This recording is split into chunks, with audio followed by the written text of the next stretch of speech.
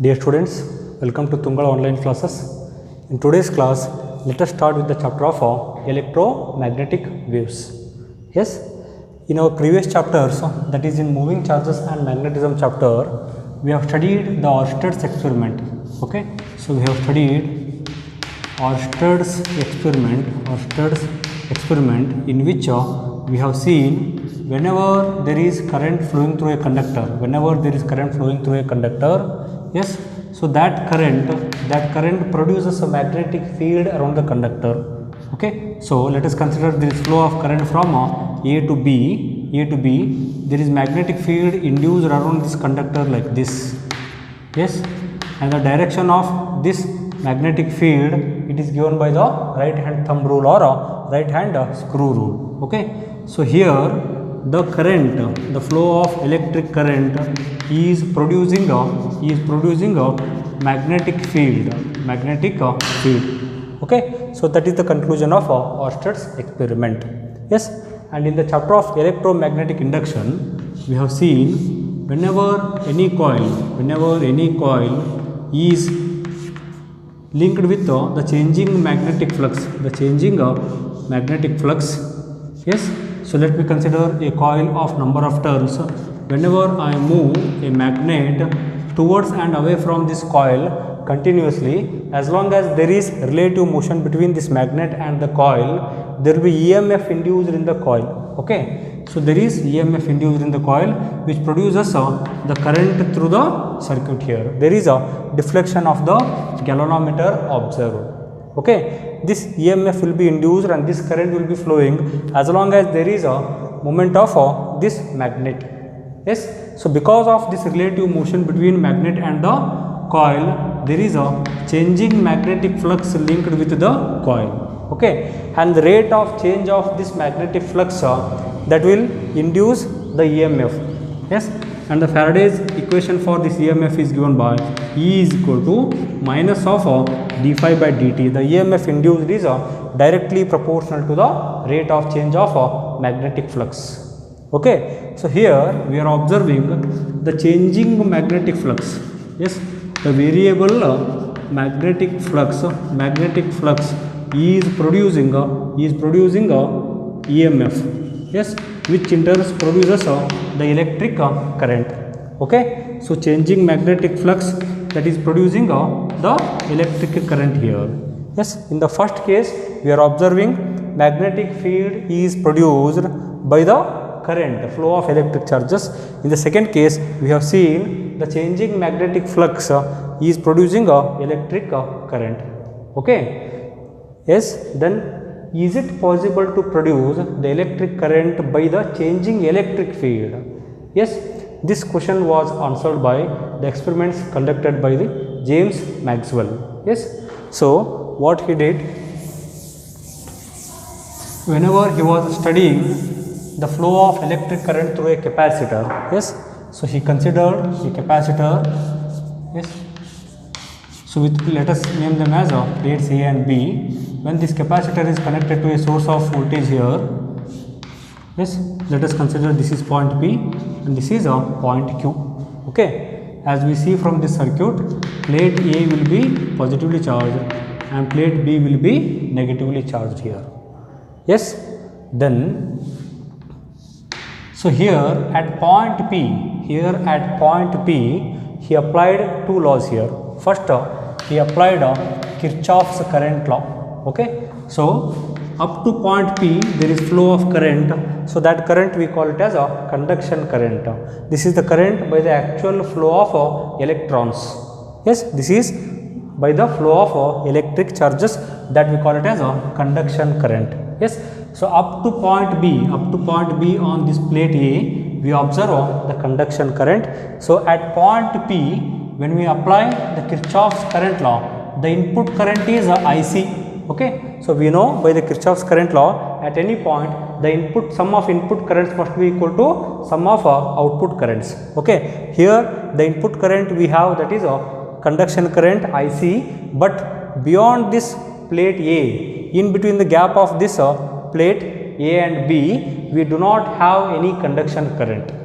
Okay, because there is a gap we did not have any conduction current. So input current is IC, but output current is 0.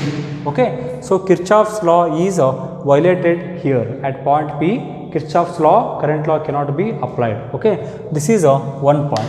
Okay, and similarly he considered the Ampere's circuital law. See here, let me draw the figure again here. Let us consider plate A. Yes, so this is the conduction current IC. Up to point we have conduction current IC. Okay, then here he considered two loops. Yes, one is towards left side of plate A and another is in between plates A and B. Okay, so he considered a closed loop around this conductor. Okay, Ampere's circuital law states that the line integral of magnetic flux due to the flow of current through a conductor is equal to mu naught times the current flowing through the conductor. This is the mathematical expression for Ampere's circuital law. Okay, so when we apply the Ampere's circuital law, let us consider this is loop 1. Okay, so here let us consider another loop 2. Okay, two loops we are considering. When I apply the Ampere's circuital law for loop 1, we can write the line integral of B dl is equal to mu naught into IC. Okay, here IC is the conduction current. There is current flowing through the conductor, and it is clear that there is magnetic field produced around this conductor. The integral of that magnetic flux is equal to mu naught times of IC. Okay, similarly, if we apply the Ampere's circuital law for the loop 2, second loop, which is placed imaginary loop between plates A and B, here we do not have any conduction current. Okay, so this must be equal to what? Mu naught into 0. This must be equal to 0. Okay, when my RHS is equal to 0, definitely the magnetic flux between the plates A and B must be equal to 0.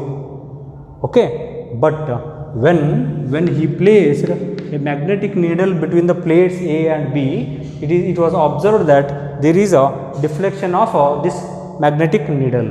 Okay, and we know magnetic needle deflects only in the presence of a magnetic field.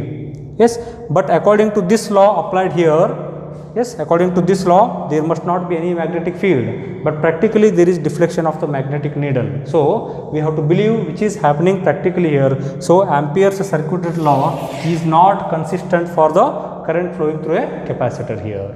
Okay, so he observed these two laws which cannot be applied for the capacitor plates. So he concluded that when there is magnetic field in between the plates of the capacitor, and for the Kirchhoff's current law here, again there is a conduction current beyond plate B, that is after point Q there is current, but for the point Q the output current is IC, but we don't have anything to show as a input current. Okay, so from both these observations he concluded that there must be some current flowing in between A and B here. Okay, but there are no any charge carriers, energy carriers are not there, we don't have any electrons. So in between whatever electric current is there, that is not by the actual movement of the electric charges. Yes, so that current between the plates of the capacitor which is occurring without any actual movement of electric charges, that is called displacement current. He calls it as a displacement current. Yes, it is called a displacement current. It is the current which occurs without any actual movement of the electric charges. Yes, so this is how he came to conclusion that there is a displacement current. Okay, and the conclusion of this experiment was that here there is a changing electric field. Here there is a changing electric field between the plates A and B. Whenever a capacitor is getting charged, continuously there will be accumulation of charges. Okay, so that will change the electric field between plates A and B. Because of this change in the electric field between A and B, this variable electric field produces the current. That current is called displacement current. Yes. So the changing or the variable electric field also can produce electric current. Yes. So by considering this experimental observation, he modified the Ampere's circuital law. So the modified Ampere's circuital law is given by the line integral of magnetic flux over a closed loop is equal to mu naught into IC plus of ID. Okay, here IC is the conduction current and ID is displacement current. Okay, whenever there is no conduction current, this can be substituted as 0. Whenever there is no displacement current, this can be substituted as 0. In general, this is called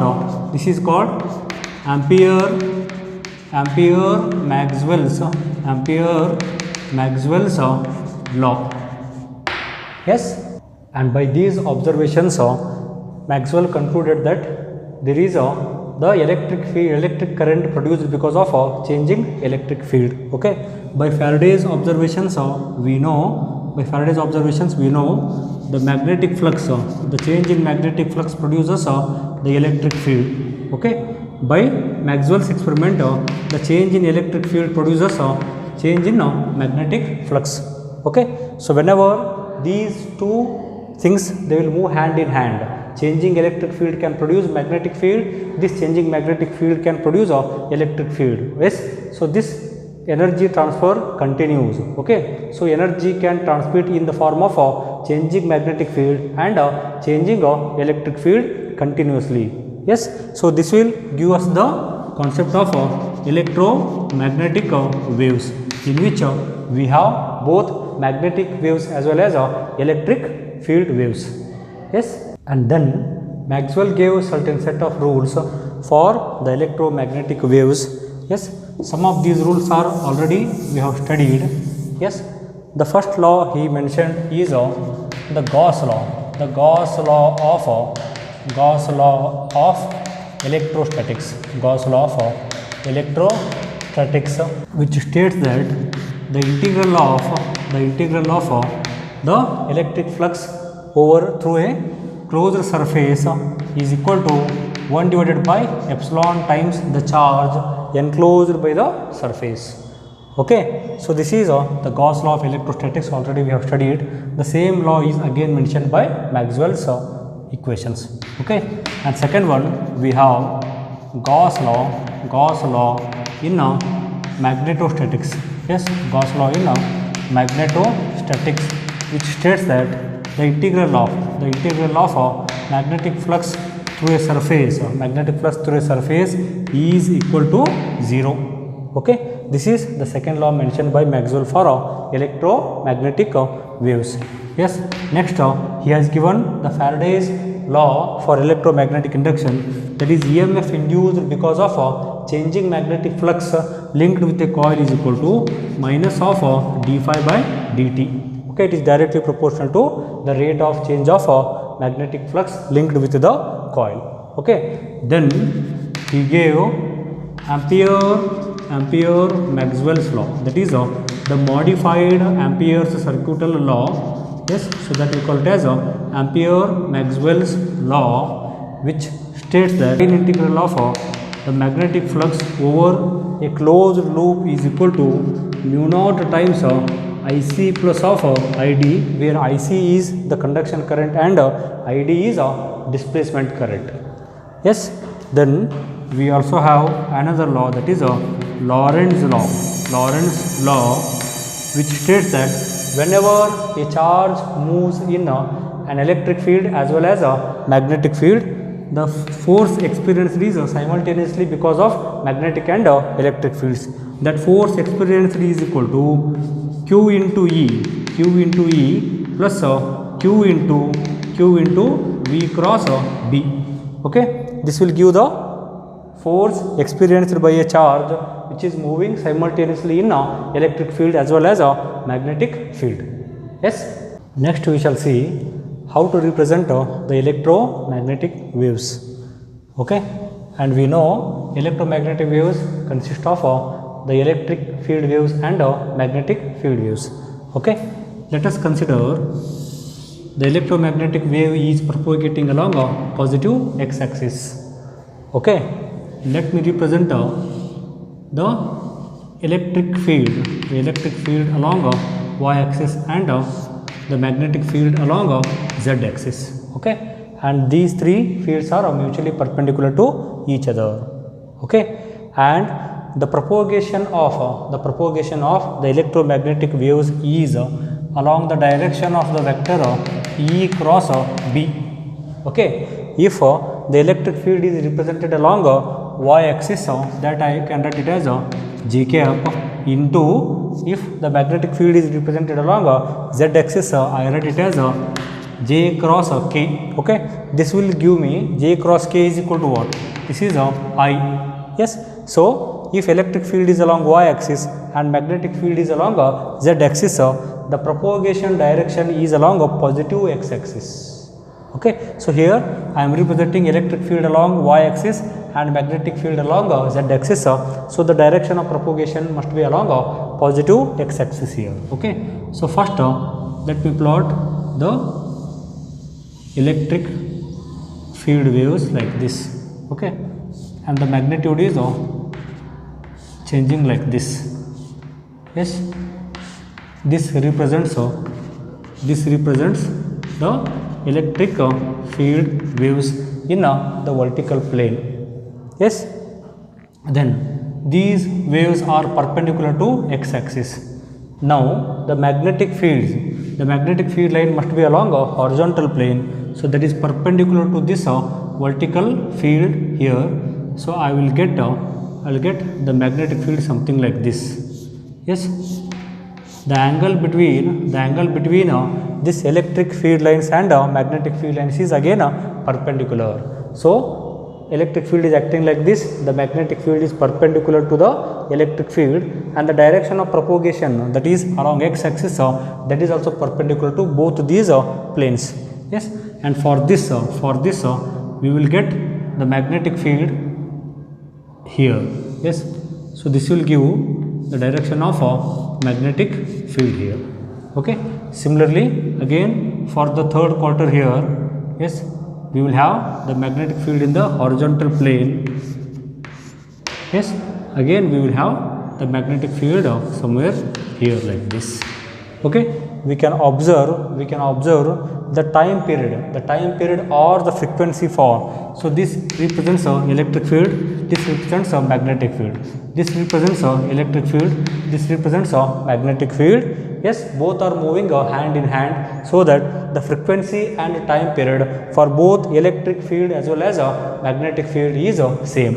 Okay, when the electric field is having the peak value, the magnetic field is also having a peak value. When the electric field is having the minimum value, correspondingly the magnetic field is also having a minimum value of it. Okay, this is how we represent the electromagnetic waves, and the direction of the propagation is given by this relation. Yes, next we shall discuss some of important properties of electromagnetic waves. Yes, the first important property is the speed of electromagnetic waves is equal to the speed of light.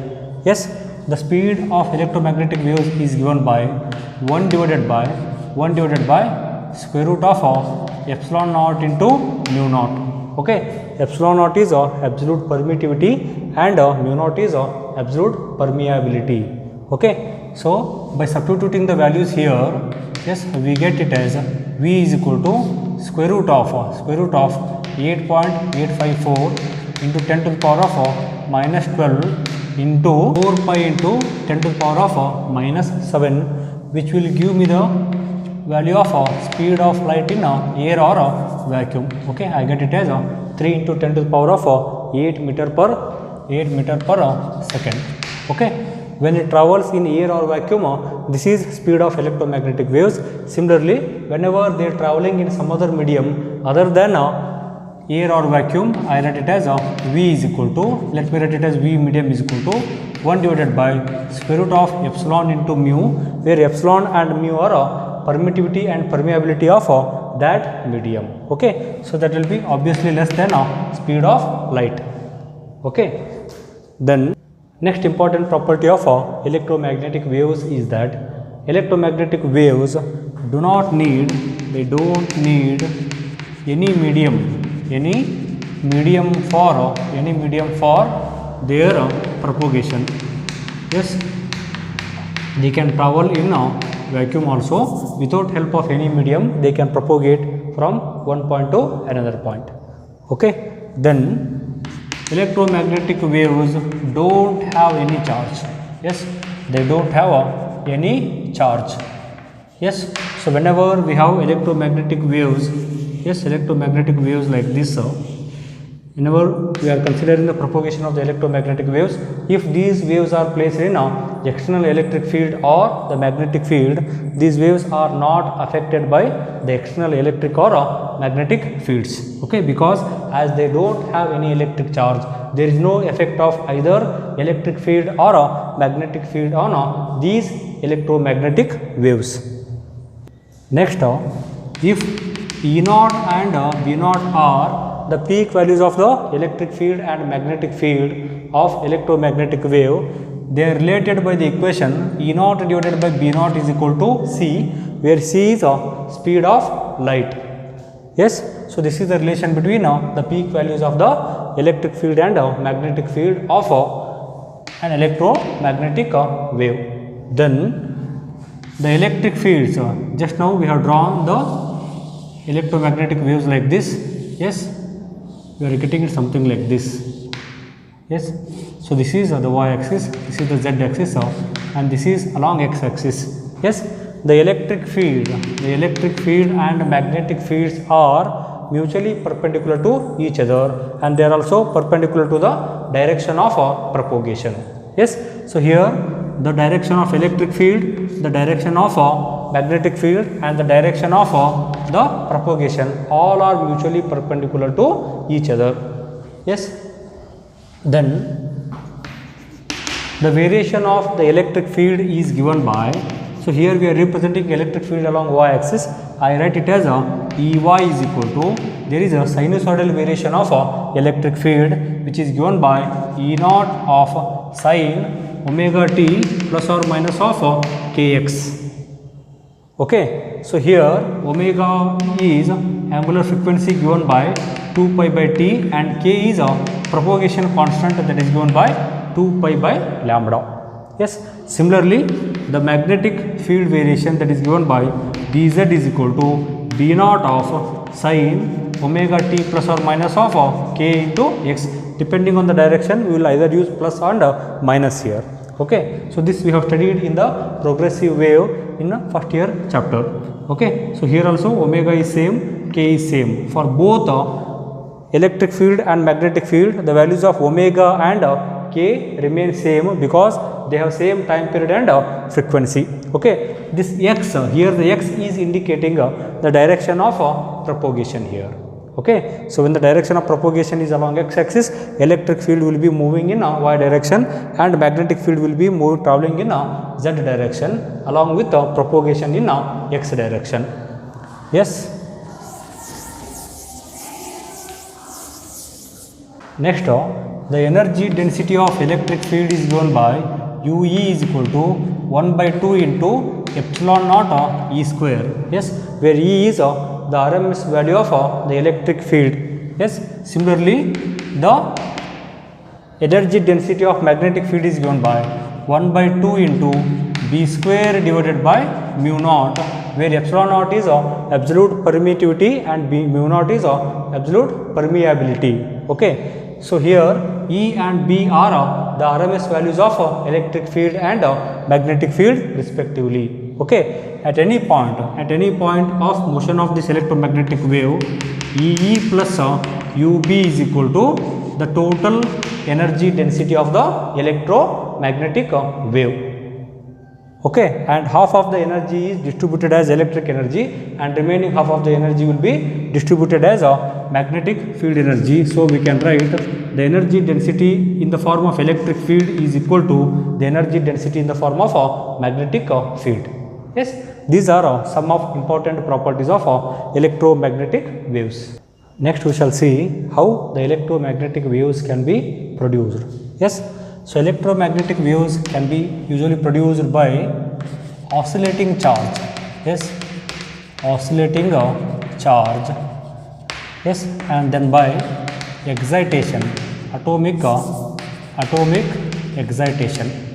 Yes, let us consider a charge is oscillating with respect to mean position. Yes, so whenever it is oscillating harmonically with respect to mean position continuously along the path of this, let us consider these two are the extreme positions of the charge, and this is the mean position of the charge.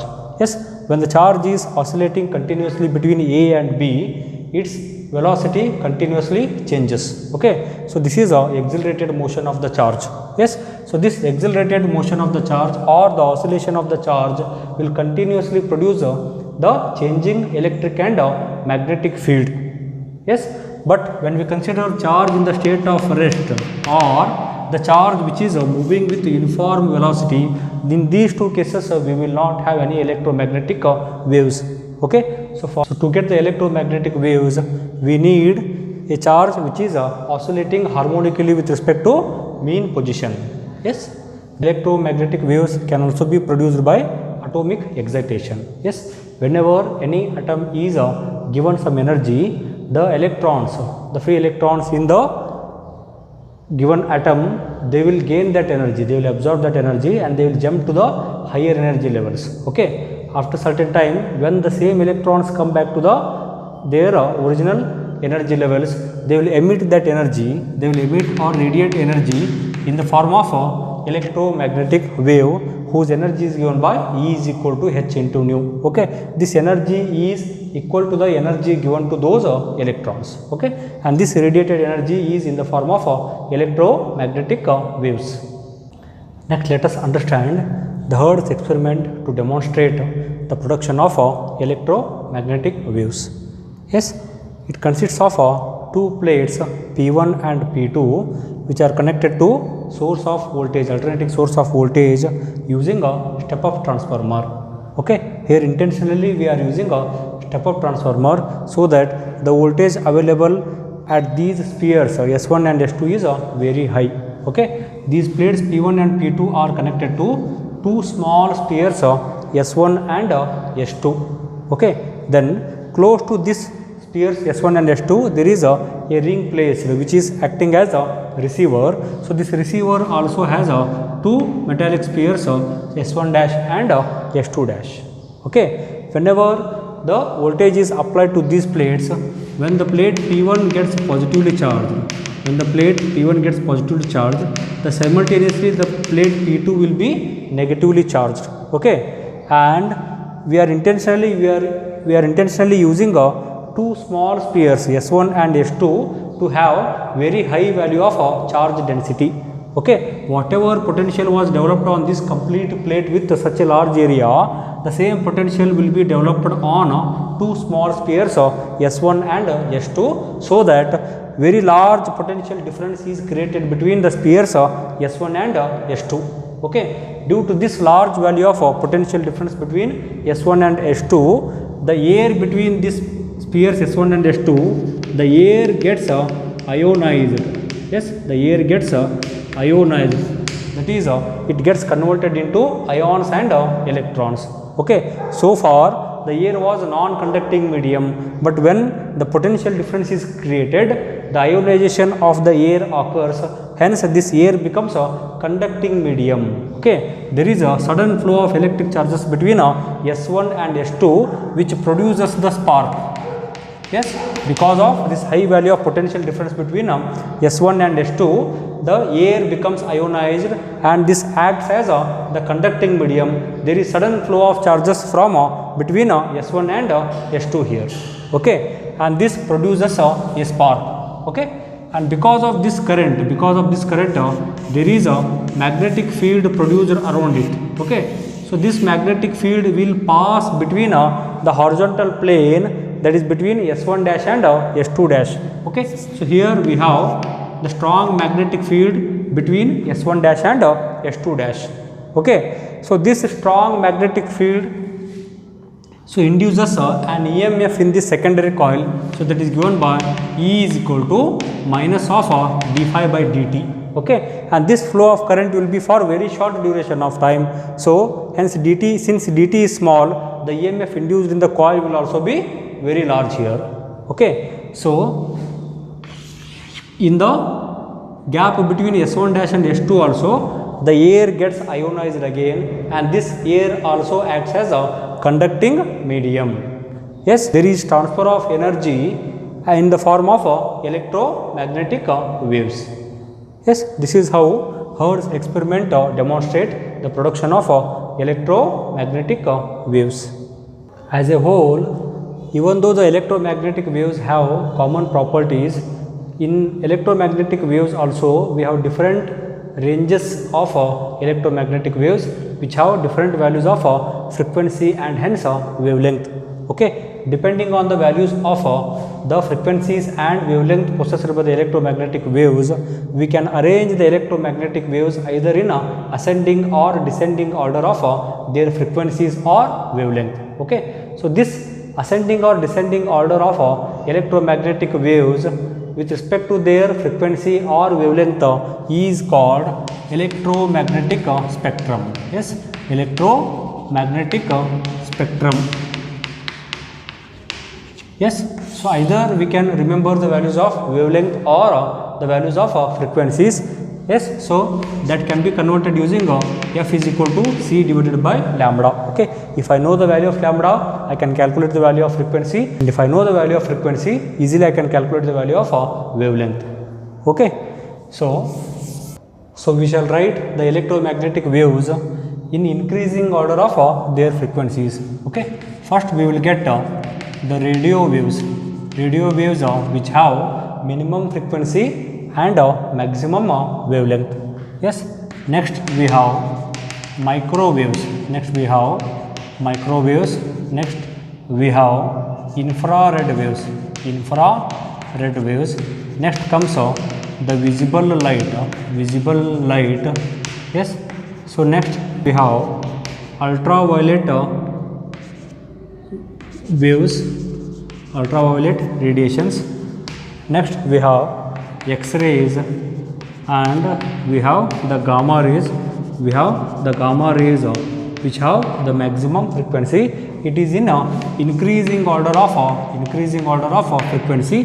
Radio waves have minimum frequency and the gamma rays have the maximum frequency. Okay, so we shall see what are the ranges of their frequencies, how they are produced, and what are applications of these different electromagnetic waves.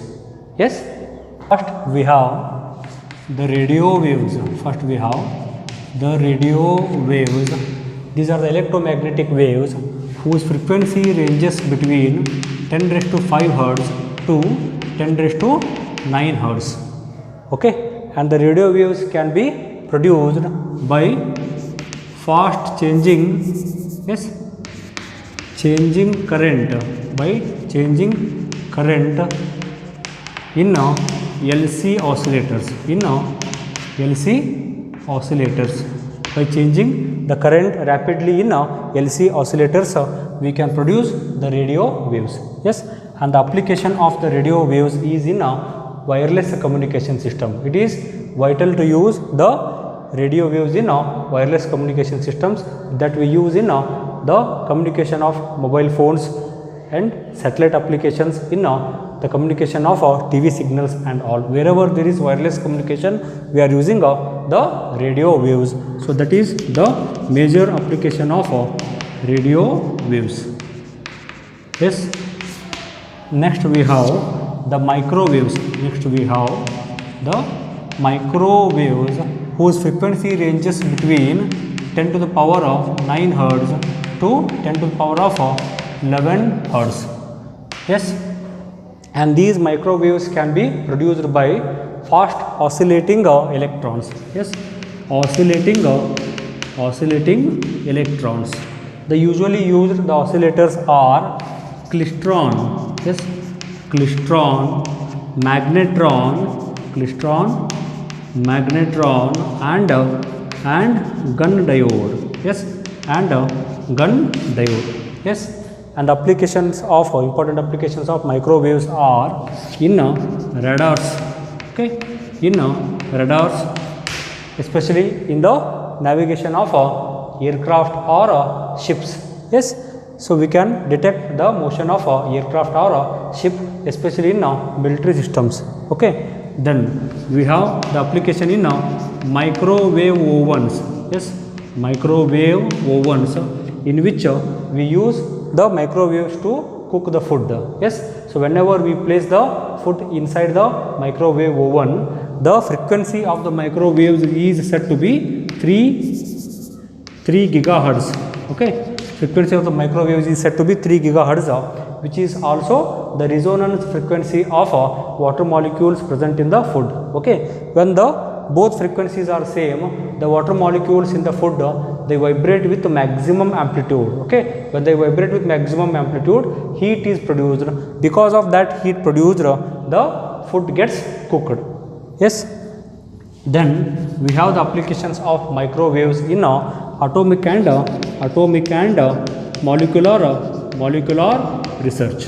Yes, atomic and molecular research. Yes, this is about the applications of radio waves and microwaves. Yes, next we have the infrared rays, which are also called heat waves. Yes, because the hot objects produce the radiation in the form of infrared radiations. Yes, the frequency of this infrared rays, it is between 3 into 10 to the power of 11 to 4 into 10 to the power of 14 hertz. This is the range of frequency of infrared radiations. Yes, and the infrared radiations can be produced by atomic excitation. Atomic excitation process can produce the infrared radiations. Yes, and about applications of the infrared radiations, these infrared rays can pass through fog, mist and all. Okay, so these are used in night vision devices. Okay, so in warfare, we use the infrared radiations, and to take the photograph of the earth surface by the earth satellites. Yes, to take the photograph of earth surface and crops and all, we are using the infrared radiations. Okay, then we have the use of infrared rays in greenhouses. Yes, so these are used in greenhouses in which we need to maintain certain crops at a specific temperature. Okay, so to maintain the specific temperature, we can use the infrared radiations so that we get a good crop yield. Yes, and we use the infrared radiation to reveal the writings on ancient walls. Okay, to reveal the secret writings on the walls. Yes, then we have the application of infrared rays to remove the strain, to remove the muscular strains. Yes, we also use the infrared rays in the electronic devices such as TV remotes. Yes, TV remote sensors, TV remotes and VCD players, etc. Yes, these are some of important applications of infrared radiations. The next electromagnetic waves is visible light. Yes, and the range of this visible light is from 4 into 10 to the power of 14 hertz to 7.8 into 10 to the power of 14 hertz. Okay, so this is the electromagnetic wave, because of which we are able to see this beautiful world. Okay, it creates the sight of vision for all animals. Yes, the production of this visible light is by atomic excitation. Yes, and the applications is the sight is we can see the world because of visible light. Directly and indirectly, the visible light acts as a source of energy for human beings. Okay, then visible light is used in optical instruments such as microscopes. Yes, optical instruments to take the photography. Yes, so it is used in photography. Yes, these are some of important applications of visible light. Next we have the ultraviolet rays. Ultraviolet rays. Yes, sun is the major source of ultraviolet rays.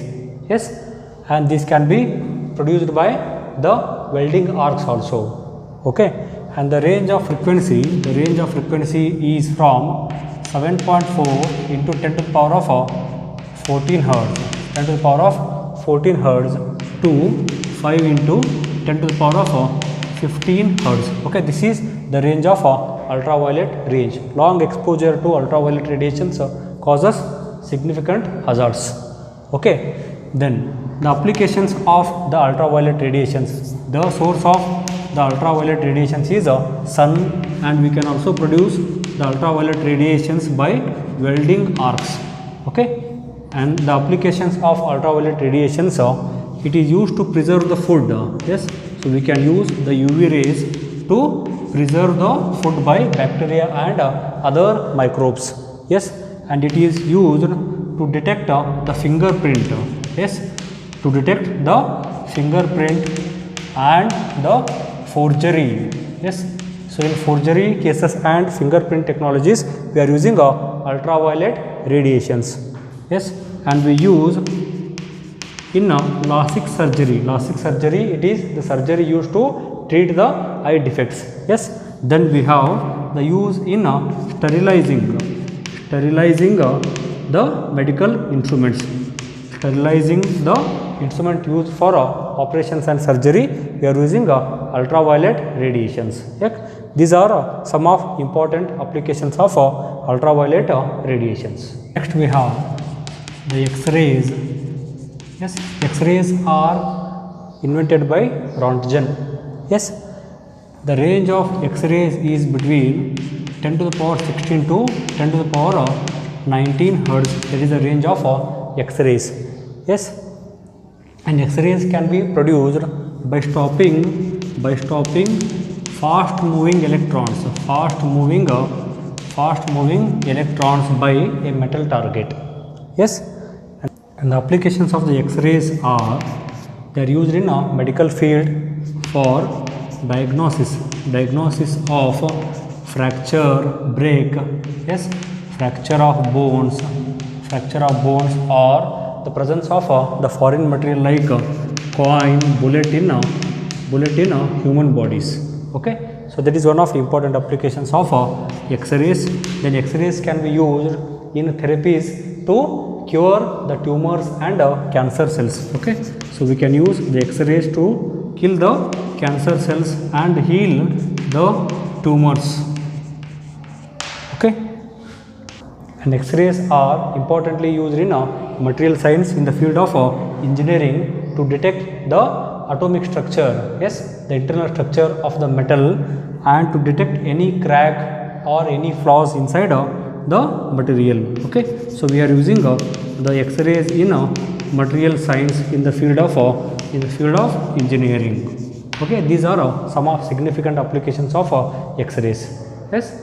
Next we have the gamma rays. These are the electromagnetic waves which have the maximum penetrating power. Okay, the frequency of gamma rays, it is from 10 to the power 18 to 10 to the power of 22 hertz. Yes, and gamma rays are produced when the electrons jump from higher orbits to lower orbits. Okay, yes, so this is during electric excitation. Okay, atomic excitation. Whenever electrons jump from higher orbits to lower orbits, we are getting gamma rays. Okay, then these are also produced during a radioactive decay process.